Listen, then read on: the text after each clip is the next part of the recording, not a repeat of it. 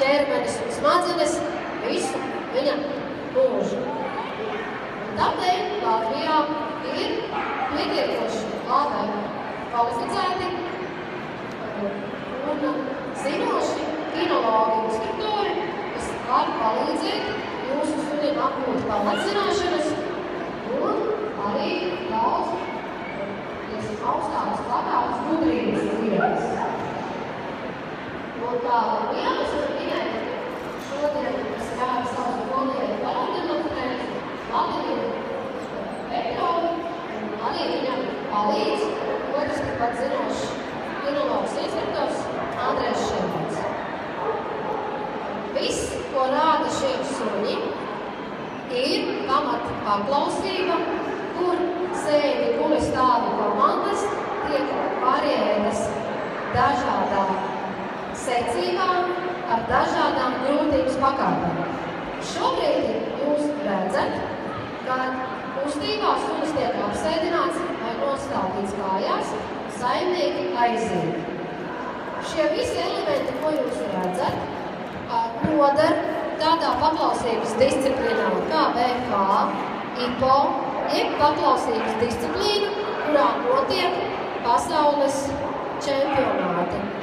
Ja mēs runājam par šiem čempionātiem, tad atsevišķi pasaulē tie notiek dobermaņiem, rotvelleriem, kādu zaitu suņiem, bokseriem. Nevelti šīs visas ir darba šķirnes, kurām bieži vien, lai viņas iegūtu skaistuma titulu, ir nepieciešams darba spēju pārbaušu diplomus. Un ja jums ietrīcās sirsniņa, redzot šos paklausīgos sunus, ziniet, kad viņiem ir nepieciešama apmācība. Jo, ja viņi nebūs mācīti, viņi var būt bīstami. Tas ir tā kā jūs iegādātos automašīnu vai ieroci un nebūtu izgājuši skolu, mēģinātu viņus pielietot. Šeit jūs redzat šķēršļu joslu, un sunim viņa būs jāpārvar. Tad ziniet, cik jābūt labai paklausībai un uzticēšanās saimniekam, lai varētu pārvarēt šo šķērsli. Tiek izmests aporta priekšmets, diezgan smags, teikšu kā jums, 700 un 800 kg stāvījumās būtu. Šādi tiek suni līdz atnests priekšmets, kas tiek iedots tieši rokā savam saimniekam. Skatīsimies, ko saimniece tālāk darīs. Tagad ļaus iespēju to pašu parādīt otram sunītim.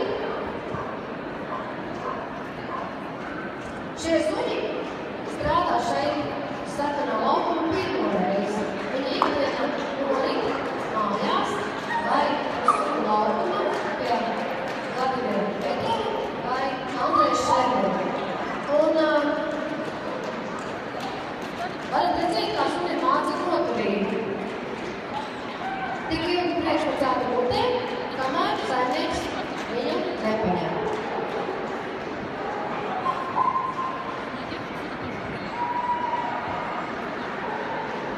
Latvijas Kinoloģiskā federācija cenšas nodrošināt saviem instruktoriem labus seminārus, apmācību iespēju, tādēļ izvēloties skolotāju savam sunim. Ja jums patīk aplaudējiet šiem suņiem, tā mums kā balva un pie reizi viņi sapratīs, ka viņi dara to, kas jums patīk. Jūs uzsēdiet un aiziet uz nodarbību sākumā bez suni, iepazīstaties ar instruktoru, novērtējiet, vai jums ir sadarība kā cilvēku un cilvēku. Jo, ja šī sadarība būs, tas būs iespēja strādāt arī ar savu suni pie šī konkrētā instruktora.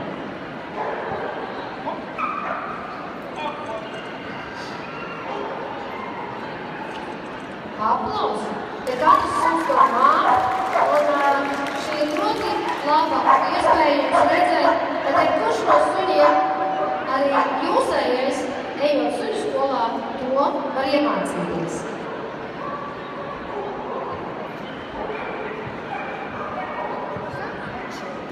Atgādinu, ka šie skolnieki ir Vladimira Petrova suņu skolas dalībnieki un Andreja Šermina suņu skolas dalībnieki.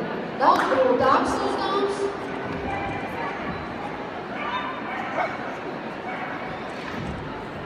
Aplausi! Jo nevienmēr jūs varēsiet to redzēt šeit Ķīpselā. Šī varbūt retā iespēja, kur jūs varat redzēt apmācītus suņus dažādiem paklausības elementiem. Mēs gribējām jums parādīt